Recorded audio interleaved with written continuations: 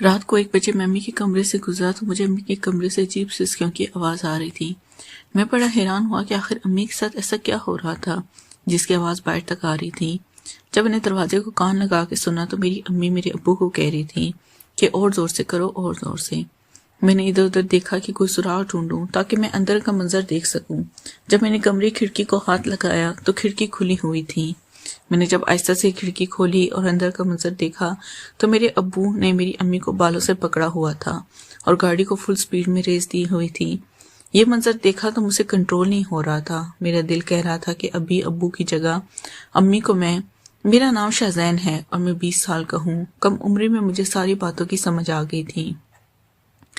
جب ایک رات میں پانی پینے کے لیے اٹھا تھا تو امی ابو کو میں نے دیکھ لیا تھا جب مجھے نہیں دیکھنا چاہیے تھا، جس کے بعد اب مجھے اس چیز کی عادت ہو گئی تھی اور اس سب کو دیکھ کر میرا دل زور زور سے دھڑکتا تھا۔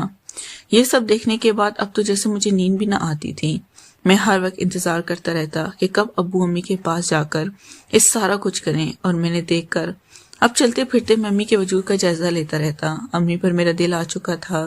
اب میں بھی امی کے ساتھ وہی سب کچھ کرنا چاہتا تھا جو ابو اس کے ساتھ کرتے آ رہے تھے۔ ابو کی عمر اب بڑھنے لگی تھی اور وہ کافی حد تک تھکاوٹ کا شکار بھی رہنے لگے تھے۔ میں دیکھ رہا تھا کہ امی اب چڑچڑی سی رہنے لگی ہے اور ابو ان کو ٹھیک سے خوش نہیں کر پاتے۔ میں اب ایک جوان وجود رکھتا تھا۔ میرا وجود بہت سخت اور صحت مند تھا۔ میں ابو سے زیادہ خوبصورت بھی تھا۔ میں دیکھتا تھا کہ امی مجھے کس قدر حسد بھری نگاہوں سے دیکھتی ہیں، کیوں میری امی کی شادی بھی کم عمری میں ہوئی تھی اور اس کے بعد فوراً ہی میں پیدا ہو گیا تھا، تو کوئی بھی مجھے امی کا بیٹا نہ سمجھتا تھا۔ میں جب بھی امی کے ساتھ بیٹھا ہوتا، اگر کوئی انجان دیکھ لیتا تو وہ ہرگز یقین نہ کرتا کہ میں امی کا بیٹا ہوں، کیونکہ امی اور میں دکھنے میں ایک ہی جتنے نظر آتے تھے۔ مگر اب جو میری نظریں امی پر تھیں وہ مجھے بہت بے چین کر رہی تھیں اور میں جلد از جلد امی کو حاصل کرنا چاہتا تھا۔ ایک دن امی ایک کزن کی شادی تھی۔ امی وہاں جانے کے لیے تیار ہو رہی تھی۔ امی نے سرخ رنگ کا جوڑا پہن رکھا تھا جس میں وہ غضب لگ رہی تھی۔ امی اتنے عرصے بعد بہت اچھی تیار ہوئی تھی اور خود کو وقت دیا تھا۔ ابھی جانے میں تھوڑا وقت باقی تھا۔ میں موبائل کے بہانے وہیں صوفے پر بیٹھا ہوا تھا۔ میں تیار ہو کر آ گیا تھا۔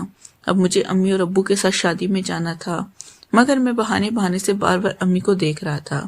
پھر امی گلے میں ایک لاکٹ پہن رہی تھی جو اسے بند نہیں ہو رہا تھا۔ میں فوراً اٹھا اور کہا، امی لائیں، میں بند کر دیتا ہوں۔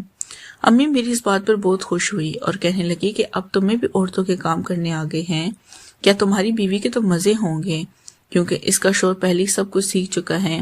تو میں امی سے کہنے لگا، امی آپ نے میرے گھٹ دیکھے ہی کہا ہے، میں ہر چیز سیکھ چکا ہوں، چاہے تو خود پر بھی آزما لیں۔ اب میں وہ بچہ نہیں رہا جس کو آپ نے اپنے ہاتھوں سے کھانا کھلایا کرتی تھی۔ میں ہر چیز کی سمجھ بوجھ اور پرکھ رکھتا ہوں۔ امی شیشے میں مجھے بہت غور سے دیکھنے لگی۔ میں بھی شادی کے لیے اچھی طرح تیار ہوا تھا۔ میرے اتنا سب کچھ کہنا تھا کہ امی بالکل خاموشی سے مجھے دیکھنے لگی۔ پھر میں نے بھی نظر ادھر ادھر گھما لی اور امی سے نظر چرانے لگا، کیونکہ ابھی مجھے اتنی ہمت نہیں تھی کہ میں ڈائریکٹ ہی امی سے سب کچھ کہہ سکوں۔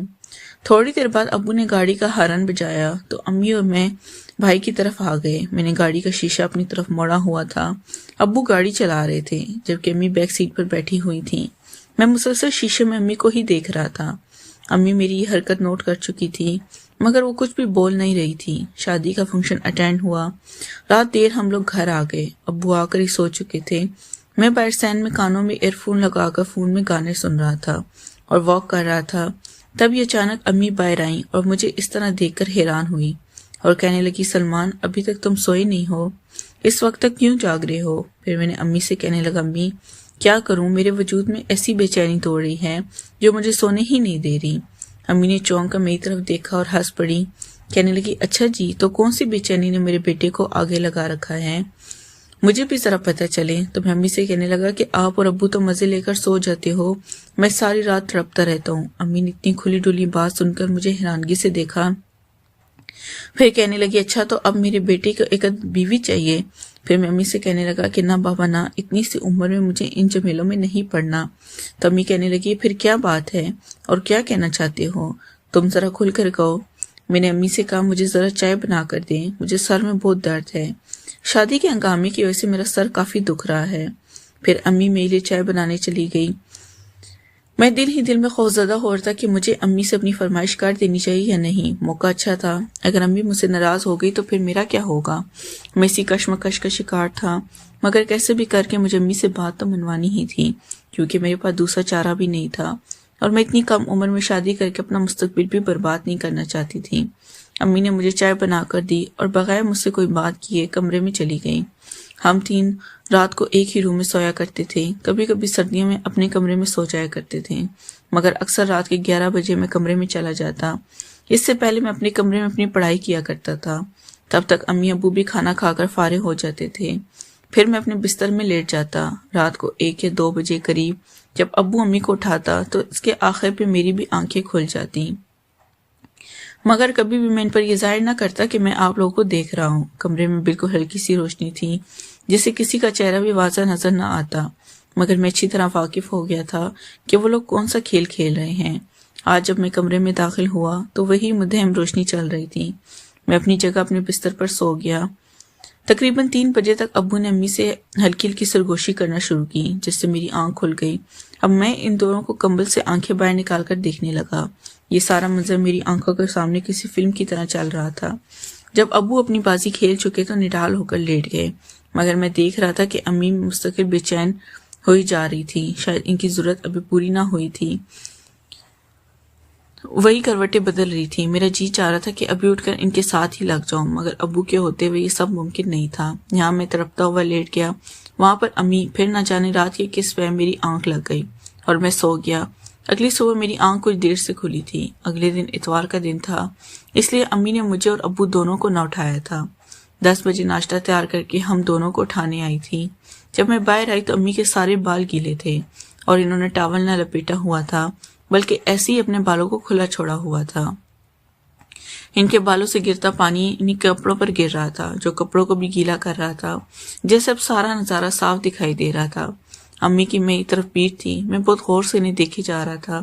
تب اچانک امی پلٹی تو میں نے فوراً اپنی نظریں چکا لی اور ہم آملیٹ پراٹھا کھانے لگے۔ ناشتہ کرنے کے بعد امی سے کہنے لگا کہ جو میں تم سے کام بولا تھا وہ تم نے کیا؟ تو امی مایوسی سے ان کی طرف دیکھنے لگی اور کہنے لگی میں اتنے دن کس طرح گزارا کر سکتی ہوں آپ کے بغیر؟ پھر بھی اس سے پوچھنے لگا کہ امی ابو کہاں جا رہے ہیں؟ تو امی نے بتایا کہ تمہارے ابو لاہور جا رہے ہیں آفس کے کچھ ضروری کام سے، 1 ہفتے کے لیے، پھر اگلے اتوار کو ہی واپس آنا ہے۔ تو میں خاموش ہو گیا۔ امی نے ابو کا بیگ تیار کیا، کپڑے انہوں نے پہلے ہی استری کر کے رکھ دیے تھے، ضرورت کا سامان بھی ان کے بیگ میں ڈالا۔ تبھی ابو نے مجھے کہا کہ مجھے اسٹیشن تک چھوڑ کر آؤ۔ میں خوشی خوشی اٹھا اور دل ہی دل میں سوچنے لگا کہ اب میری باری آ ہی گئی جس کا مجھے انتظار تھا۔ اب وہ وقت میں اپنی آنکھوں کے سامنے دیکھ رہا تھا۔ امی کافی افسردہ تھی کیونکہ امی ایک رات بھی ابو کے بغیر نہ گزار سکتی تھی۔ پھر میں ابو کو چھوڑ کر واپس آ گیا تو امی گھر کی صفائی ستھرائی میں مصروف تھی۔ میں امی کے قریب آ کر بیٹھ گیا اور کہنے لگا امی آپ مایوس نہ ہو، میں ہوں نا۔ امی کہنے لگی ہاں تم تو ہو، مگر تمہارے باپ کی جگہ کون لے سکتا ہے؟ پھر میں نے آہستہ سے کہا کہ امی آپ کو بولا ہے نا میں ہوں نا، میں سب سنبھال لوں گا۔ امی نے جیسے میری بات ابھی بھی نہ سمجھی تھی۔ سارا دن یوں ہی گزر گیا اور پتہ ہی نہیں چلا۔ میں شام کو دوستوں کے ساتھ باہر نکل گیا اور ڈنر باہر ہی کیا۔ امی کو میں پہلے سے بتا کر گیا تھا کہ اتوار کے دن میرے دوست فارغ ہوتے ہیں، میں ان کے ساتھ ہی باہر کھانا کھاؤں گا۔ امی نے مجھے کچھ پیسے دے دیے، پھر میں باہر چلا گیا۔ اب جب رات 11 بجے میں واپس آیا تو امی باہر کے صحن میں ہی چارپائی پہ لیٹی ہوئی تھی۔ وہ بالکل بے خبر تھی کہ گھر میں داخل ہو گیا ہوں، کیونکہ گھر کے باہر دروازے کی ایک چابی میرے پاس تھی۔ میں امی کے بالکل قریب آیا اور آہستہ سے ان کو آواز دی امی اٹھ جائیں، اندر چلیں، یہاں کیوں سو رہی ہیں؟ امی فوراً بیٹھی اور پوچھنے لگی تم کب آئے؟ سلمان، تو میں نے ان سے کہا میں ابھی آیا ہوں۔ پھر ہم دونوں کمرے میں چلے گئے۔ امی بستر پر لیٹ گئی تو میں امی سے کہنے لگا امی آج رات میں آپ کے ساتھ ابو کی جگہ پر سونا چاہتا ہوں۔ اب امی مجھے حیرت سے دیکھنے لگی اور مسکرا دی۔ پھر میں نے امی سے صاف صاف کہہ دیا امی میں ہر رات آپ دونوں کو سب کچھ کرتے ہوئے دیکھتا ہوں، میرے وجود میں ایک عجیب سی بے چینی ہے، میں اس کو مٹانا چاہتا ہوں، اگر آپ کی اجازت ہو تو۔ امی کو شاید اس وقت بہت زیادہ ضرورت تھی۔ امی جتنی آسانی سے مان گئی میں نے سوچا بھی نہیں تھا۔ پھر میں ان کے ساتھ شروع ہو گیا۔ پھر امی کہنے لگی میں نے آج تک زندگی میں ایسا کبھی بھی حاصل نہیں کیا۔ میں نے کہا امی وہ تو ٹھیک ہے لیکن کل ابو واپس آ رہے ہیں تو ہم دوبارہ کب کام کریں گے؟ میری امی کہنے لگی شاذین کل کی کل دیکھیں گے۔ میں نے کہا نہیں امی ہمیں آج ہی پلان کرنا ہوگا۔